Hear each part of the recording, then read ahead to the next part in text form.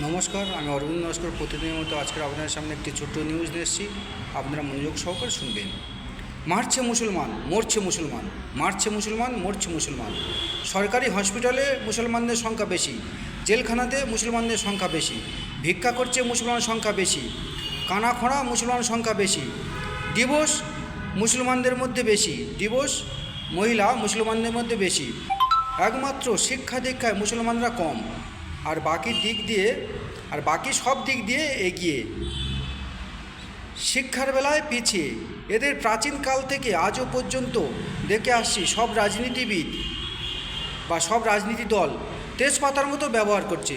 প্রাচীনকাল থেকে ইতিহাস পড়ে আমরা জানতে পারছি সব রাজনীতি দল এই মুসলমান সমাজকে তেজপাতার মতো ব্যবহার করছে। কারণ তেজপাতা খাবার সময় ফেলে দেওয়া হয়, আর তরকারিতে প্রথমে দেওয়া হয় এবং খাবার সময় ফেলে দেওয়া হয়। তাই মুসলমানদের ভোটে কাজে লাগানো হচ্ছে, কিন্তু ভোটের পরে এদের যাচ্ছে না, এদের সমাজের কোনো উন্নতি হচ্ছে না। তাই এদের ঘুম ভাঙবে কবে? তাই এই মুসলমান সমাজের ঘুম ভাঙবে কবে? কবে এই মুসলমান সমাজ জাগবে? কবে এই মুসলমান সমাজের উন্নতি হবে? প্রাচীনকাল থেকে ইতিহাস ঘেঁটে দেখে আসছি যে মুসলমান সমাজকে শুধু ব্যবহার করে চলেছে তেজপাতার মতো প্রত্যেক রাজনীতি দল, কিন্তু ভোটের পরে এদের আর চেনে না।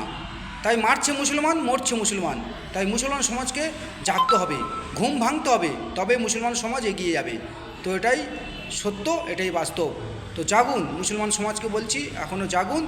আপনাদের এখনও এগিয়ে যাওয়ার পথ খোলা আছে, আপনারা এগিয়ে আসুন। তখন আসছি। জয় হিন্দুস্তান, জয় ভারত।